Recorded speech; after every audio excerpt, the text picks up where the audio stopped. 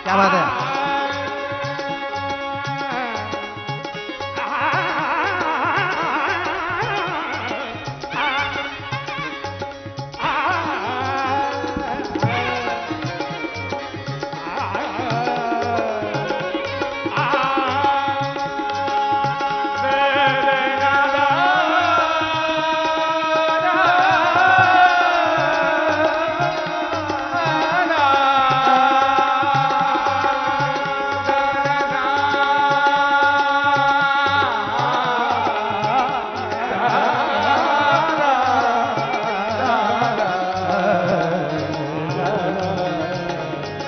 अहो भगीयम संकालकूटम अहो भगीयम संकालकूटम जिज्ञासयापायदव्यकारि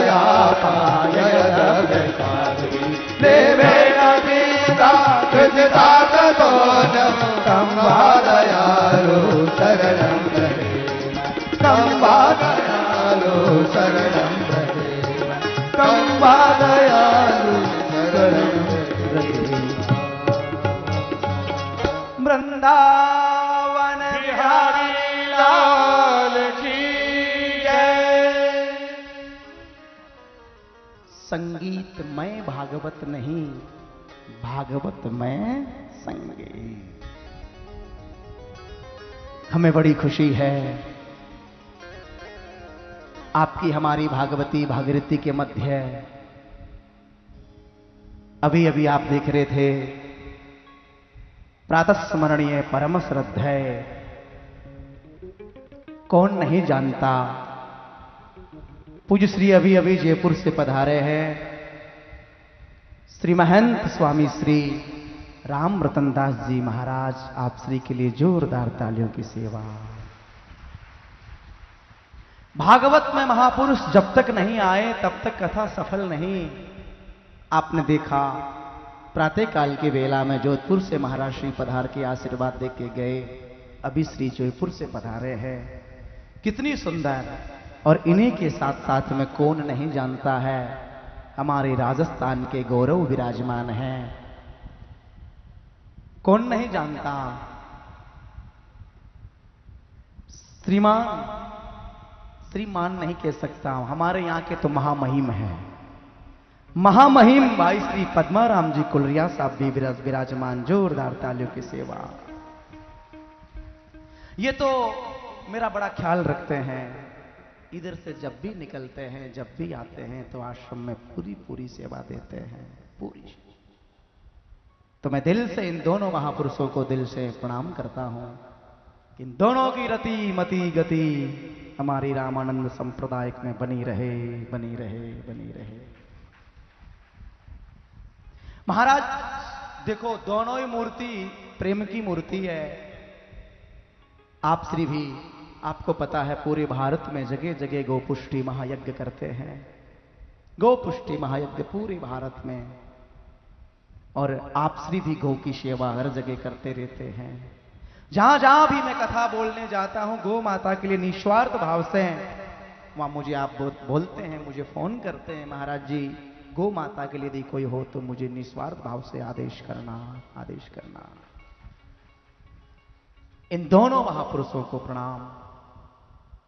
श्री विदुर जी महाराज, उद्धव ने कहा कि श्री कृष्ण का बाल चरित्र सुनाया। अहो बकीयम स्तन कालकूटम।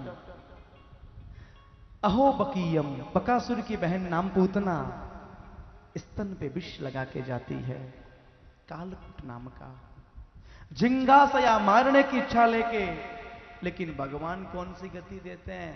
जो हजारों वर्ष बाद में मां को देनी है, वो मां वाली गति भगवान पहले पूतना को देते हैं। क्या इनके समान को दयालु हो सकता है क्या? इसलिए हमारे स्वामी जी ने बताया, कम वा दयालु शरणम ब्रजे में, भगवान कृष्ण के समान कोई दयावान नहीं है। ऐसो को उदार जग माही, बिन सेवा जो त्रिवण दीन, राम सरिष को नाई। राम सरिष को नाई। राम कृष्ण के समान कोई दुनिया में दयावान नहीं हो सकता है। हाँ, इसलिए देखो एक बात कहूं, आप नाराज मत होना, हमारे आपके अवगुणों के ऊपर भगवान दृष्टि देते ही नहीं है। अवगुण तो देखते ही नहीं है। हमारे श्री बालाजी गुलाबचंद जी माकड़ साहब विराजमान है। हाँ, ये एक भजन गाते हैं जब कथा में, उसमें सत्संग में बैठते हैं तो बहुत सुनता है। हाँ, प्रभु जी मोरे अवगुण चित न धरो, प्रभु जी मोरे अवगुण चित न धरो। भगवान अवगुण की तरफ देखते ही नहीं है। मैं कह सकता हूं दावे के साथ, भगवान आपके अवगुण देखेंगे तो एक जन्म नहीं, 1000 जन्म भी नहीं मिलने वाले हैं। भगवान देखते कौन सा गुण है, तू कौन सा गुण किया। ने जाने कौन से गुण पर दया निधि रीझ जाते हैं। आहा, ने जाने कौन सा गुण। अद्भुत भाव है, अद्भुत भाव। भगवान केवल गुण ही देखते हैं, श्री हरि अवगुण बिल्कुल नहीं देखते हैं। उद्धव जी महाराज, विदुर ने कहा आगे सुनाओ, आगे सुनाओ। उसी समय श्री उद्धव जी महाराज ने कह दिया कि तुम्हें आगे और सुनना है तो यहां से हरिद्वार चले जाओ। कहां जाना है? अरे भाई किधर जाना है? हरिद्वार। तुम सीधे हरिद्वार चले जाओ और हरिद्वार में एक सुंदर ऋषि, एक सुंदर महात्मा विराजमान है, जिन महात्मा का नाम मैत्रेय मुनि है। हाँ, मैत्रेय मुनि विराजमान है और मैत्रेय मुनि के पास में जाओगे तो आपको सुंदर सुंदर सुनने के लिए चर्चा मिलेगी। मैत्रेय मुनि की पर्णकुटी में हमारे श्री विदुर जी महाराज जाते हैं। जैसे ही विदुर जी जाते हैं और मैत्रेय मुनि के चरणों में प्रणाम किया, लेकिन नोट करना, मैत्रेय मुनि पहले विदुर को प्रणाम कर रहे हैं। मैत्रेय पहले विदुर को प्रणाम। मैत्रेय मुनि कौन है? मैत्रेय ब्राह्मण है। विदुर कौन है? दासी पुत्र है। लेकिन ब्राह्मण होके विद्वान संत होने के बाद श्री विदुर के चरणों में प्रणाम कर रहे हैं।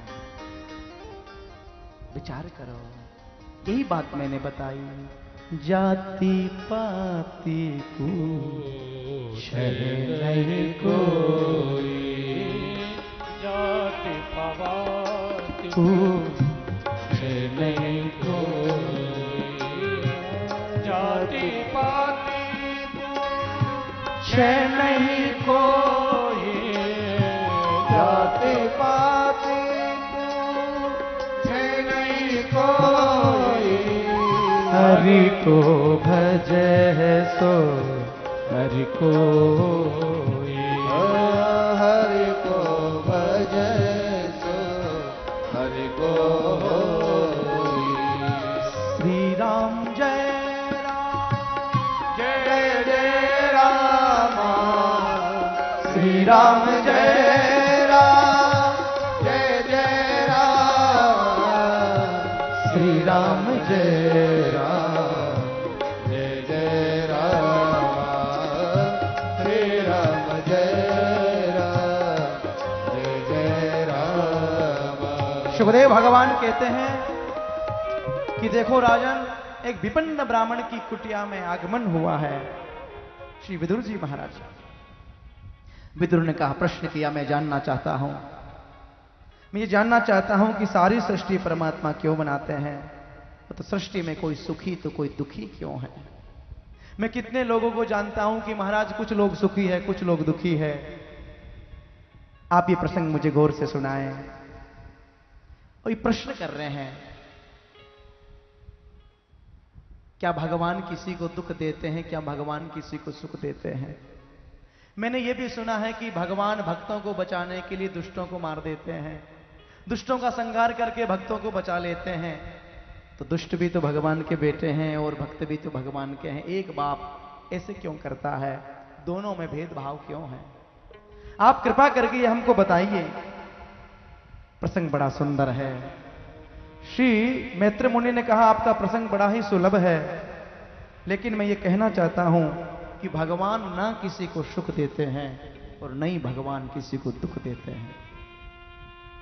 कहू ने कहा सुख दुख कर दाता, कौन कहाओ सुख दुख कर दाता। निज कृत कर्म भोग सब भ्राता, निज कृत कर्म भोग सब भ्राता। निज कृत कर्म भोग सब भ्राता। निज कृत कर्म भोग सब भ्राता। कहो ने कहा ओ सुख दुख कर दाता। कहो न कहो सुख दुख कर दाता। ये संसार में जो कुछ भी हम लोग भोगते हैं, अपने कर्म के प्रारब्ध के अनुसार भोगते हैं। निजकृत कर्म भोग सब भ्राता। देखो, आज हमने अच्छे कर्म किए हैं तो कल हमें अच्छा फल मिलेगा, और यदि आज हमने बुरे कर्म किए हैं तो कल परिणाम बुरा निकलेगा।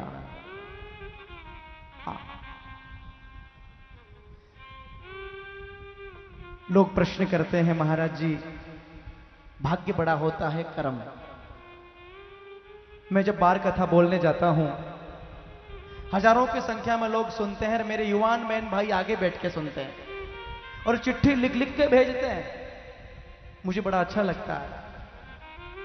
महाराज जी कर्म बड़ा है या भाग्य है?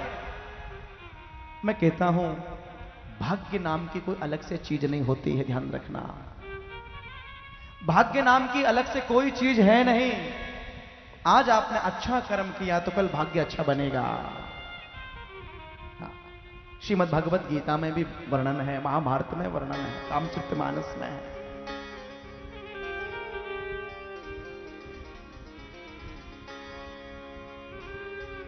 जो लोग ये कहते हैं भाग्य में लिखा होगा तो मिल जाएगा, बिल्कुल गलत है। 100% गलत है, 100% गलत है। ये केवल आलसियों के लक्षण हैं। जो आलसी होते हैं ना, उनके लक्षण हैं। ये गोस्वामी तुलसीदास ने बताया, और हमारे ये जो आप लोग सुंदरकांड में श्री लखनलाल ने गाया है, देव देव आ लसी पुकारा, देव देव आ लसी पुकारा। ये केवल आलसियों के लक्षण हैं। जो ये कहे कि महाराज हमें भाग्य में लिखा होगा तो मिलेगा, नहीं, बिल्कुल गलत। कर्म प्रधान विश्व रचिया, कर्म प्रधान विश्व रचिया। जो जस कर ईशो तस फल चाहा, जो जस कर सो तस फल चाहा। आज अच्छे कर्म किए हैं तो कल भाग्य अपने आप अच्छा बन जाएगा। बोल महाराज, हमने सुना है अवतारों में भगवान के 24 अवतार हैं, उनमें एक भगवान ने वाहरा का रूप ले लिया। वाहरा यानी समझते होंगे शूकर।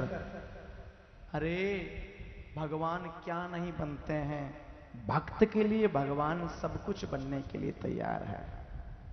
भगवान ने एक वाहरा रूप लिया, वाहरा यानी शूकर।